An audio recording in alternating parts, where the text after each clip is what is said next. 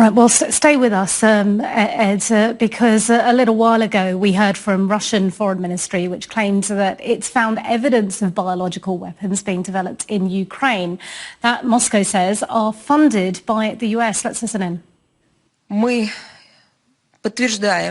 We confirm that during the special military operation we've uncovered certain facts, and we have uncovered that this urgent cover-up of the vestiges of programs that were being run in these laboratories. We cannot be talking about any use of these laboratories for peaceful purposes. These laboratories were financed by the Ministry of Defense of the United States.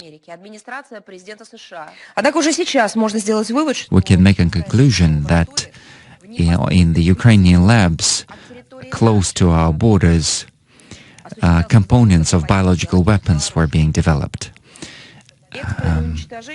Urgent destruction of these materials was ordered in order not to disclose the materials and the programs that were being developed there. Okay, well, let's break that down then. What do you make of those claims? Well, they're complete nonsense, and I hesitate to unpick them and give them the oxygen of publicity by coming up with a rational counter. I did check on the Russians' own website, and they don't offer any evidence. It's a really thin claim, and I look forward to the usual agencies debunking it, and I believe the Americans have already poured cold water on it from a great height. But if I could just link to my previous answer, you can see now, as this is obviously an attempt to drag the US in, a claim that this is the US working directly with the Ukraine on biological weapons, while the US would be sensitive about being seen to be sending aircraft right now from what is a US base in Germany. And it all comes back to not giving Putin an out, not giving him any opportunities, to make these false claims and maybe try and hoodwink people and really drive that narrative at home when we're trying to convince the Russian population of what's really going on in Ukraine. Right, interesting narratives and counter-narratives going on.